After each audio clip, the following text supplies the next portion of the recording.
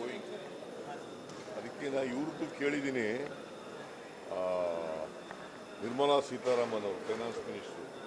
ಯಾಕಂದರೆ ನಬಾರ್ಡ್ನಿಂದ ನಮಗೆ ಈ ಸಾರಿ ಸಾಲ ಕೊಡ್ತಕ್ಕಂಥದ್ದು ಭಾಳ ಕಡಿಮೆ ಮಾಡಿಬಿಟ್ಟಿದ್ದಾರೆ. ಹೋದ ವರ್ಷ 5,600 ಕೋಟಿ ಕೊಟ್ಟಿದ್ದಾರೆ.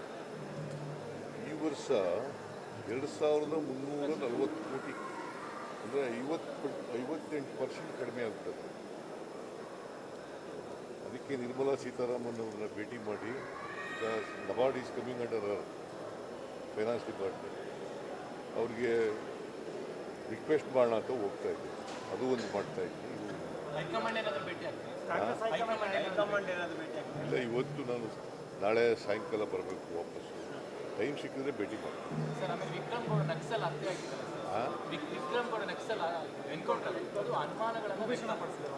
ಯಾರು ನೋಡಿಯಪ್ಪ, there is a standing order. ಅವರು ಸರೆಂಡರ್ ಆದರೆ ಅವ್ರಿಗೆಲ್ಲ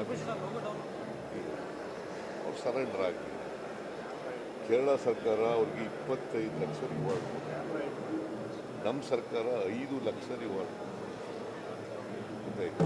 ಅವರು ಸುಮಾರು ಕೇಸ್ಗಳಲ್ಲಿ ಇದ್ದರು ಅವರು. ಸೊ ಹಂಗಾಗಿ ಅವ್ರಿಗೆ ಎನ್ಕೌಂಟ್ರ್ ಮಾಡಿದ್ದಾರೆ ಅಷ್ಟೇ. ನೀವು ಅಪ್ರಿಷಿಯೇಟ್ ಮಾಡಬೇಕಲ್ವ. ನಕ್ಸಲೈಟ್ಸ್ ಈಗ ನಕ್ಸಲಿಸಮ್ ಇರಬೇಕೋ ಹೋಗ್ಬೇಕೋ? ಮತ್ತೆ ಹೇಳಿದ್ರು